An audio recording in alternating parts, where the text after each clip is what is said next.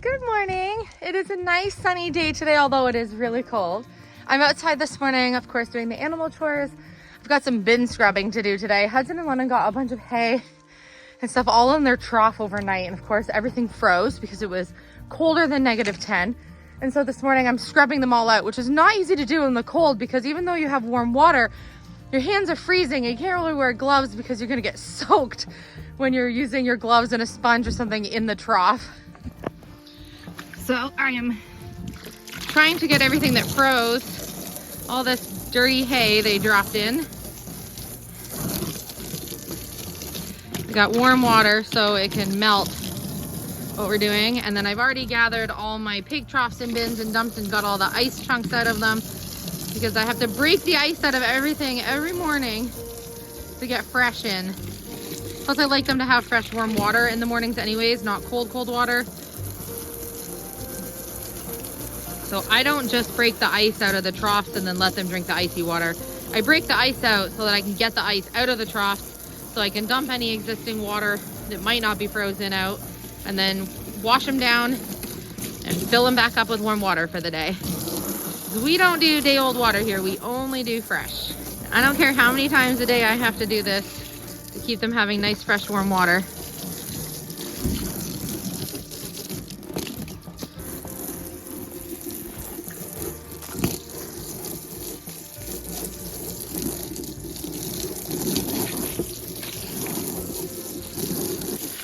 Soak in here for a minute while I fill up the water trough.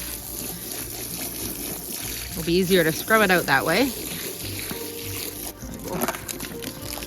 We'll redo these buckets as well.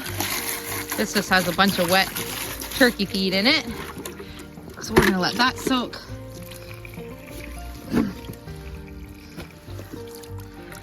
Pig bin wasn't too bad, but there was a lot of ice in it this morning. So again, I'm gonna let these soak with warm water in them for a minute while I finish the horse chores, and then I'll be able to mix it out.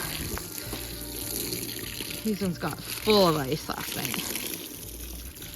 Warm water soaks.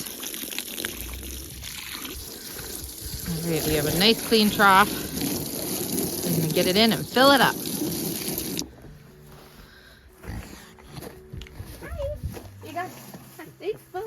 Oh yeah, there you go. That's what I was thinking. Come here, I want to see you. Come here. Oh, can I please give you a belly rub? I'm trying to see your belly. So I've been keeping watch on Ragna and Frida. This is my first time keeping coonies, obviously. And so it's very hard to learn when you only have one set of animals to obviously learn from. But I've been watching for Ragna and Frida's heat cycles, and coonies will go into heat cycles every 18 to 24 days. And so I've been watching the girls to see, and I think I've missed their heat cycles. I don't really entirely know what I'm looking for other than what Google tells me that I'm looking for. Ooh, I'm gonna overflow this. I'm overflowing the water bucket. And I'll keep them in one spot for me to be able to see. Here, come on girls. Well, you're not pregnant. Move over, Grover. You look like you are though, because you're a chubber. Come here, Rags, let me see you. Hey, Rags, no, there's another pool right here. Rags. All right.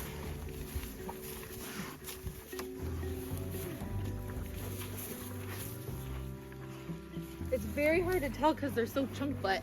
Right. So I've been trying to watch out for their heat cycles, and I think I missed both of them. I now know a little bit more about what I'm looking for. And so now I'm watching to see if either of the girls will be expecting. So I'm gonna keep watch now. So if I don't see their heat cycle within the next like 18 to 24 days, then I know that they have piglets. If I do see it, well then I can start counting from if I see Erickson do anything with the girls from that point on, because coonies are pregnant for 100 and something days. And so I'll be able to count from that time period. They're both looking a little full, but I mean, like I said, they're a little chunky, so it's hard to tell from the shape of their bodies if they're full. I'm gonna record this part so I can tell in another week or so if she looks like she's sagging a little more in the belly and in her little teats. Okay, Frida. There's probably the biggest ice chunk in there today. We'll be able to get it out.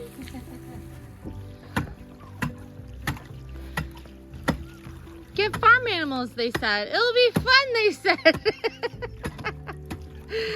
Oh, winter time. Wintertime fun. Yeah, maybe pinch the water hose for a sec.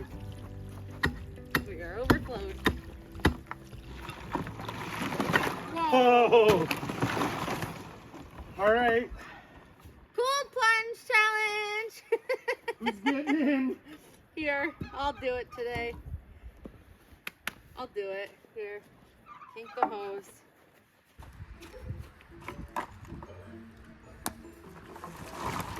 Oh, she's cold. She's cold.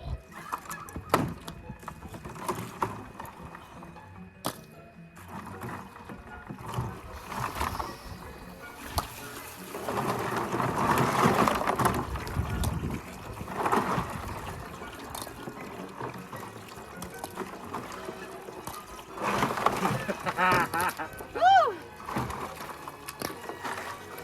Alright.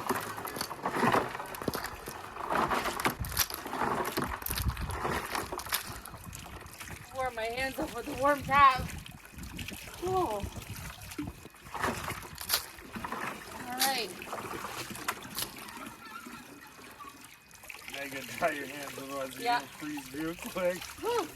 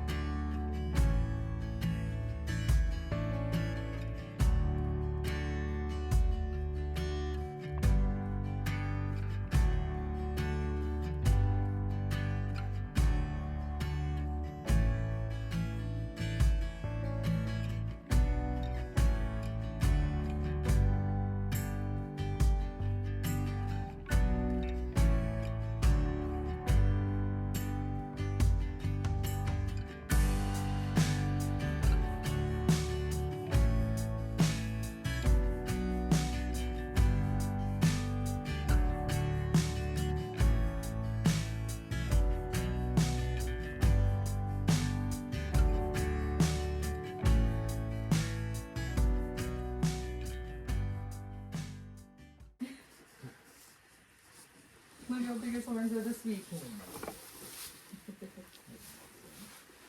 How good does it run you?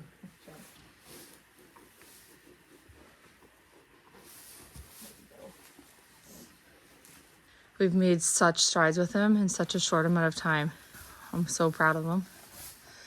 Once we get him on his halter training hook, we can muck out his barn. We already filled his water and stuff, but he's... First off, congratulations, day 26. Day 26. You've made it. We've made it. Henry boy has made it.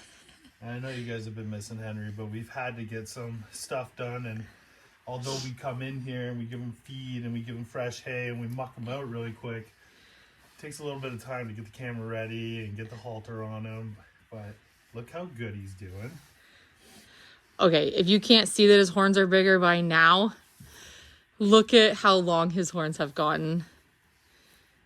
Unbelievable in such a short amount of time. I don't know why. I just didn't realize how slow or how fast that they would grow, because it's just like watching your kids grow. Just all of a sudden you wake up and they're big one day. And so I just thought that would kind of be like that with Henry, but I can physically see every week how much longer his horns are. And look at his woolly mammoth hair. I'm going to insert a picture of Henry from the day that we brought him home so you can see just how well and how much healthier and stronger and how full he looks now since the day that we got him. He looks so, yeah, you look so healthy. Your halter's a little crooked. Okay. We are... Is there anything better? I know, I don't think there's anything better. Not anything better than that. In just about 2 weeks, you're going to be welcoming a heifer. So he's got a friend. And you'll get to do this halter training all over again with another... with another Highland. It's okay. Because our girl, Very rewarding. our heifer's coming, I believe, the end of the first week of February. And those of you who are asking, Brooke, our new Nigerian dwarf goat, will not be along will not be alone for long because she has some friends coming. We've reserved some friends for her, so she will not be alone long. You got a little bit of green on your nose, Henry. So one thing to note, see how we're able to stand with him and have the grain on the ground where Henry's busy eating the grain. This in itself is a milestone from only having him be able to do that if I'm like right up close into his nose with the bucket. So he's like distracted by the bucket. So he's making progress in his comfort level of where we are and us standing to his sides. Remember when we first got Henry, he only wanted us in front where he could really keep all of his eyes on us. And now he's allowing us to be beside him in his space, which, I mean, and Philip's also touching him. So that's big in itself. Can we have another? Can we have another? Yes. So well. Not another bull, but our heifer is coming soon. Are you ready to I know, he's so fuzzy. He's ready for the winter.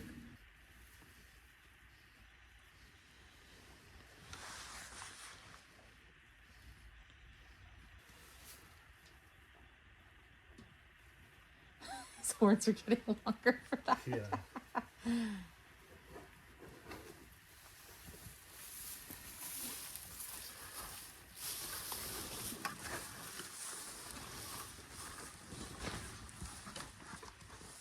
For some reason this week, I think because we're welcoming the next couple animals that will be coming to our homestead, I've been doing a lot of just reminiscing on how far we've come in the first couple of years that we've been here.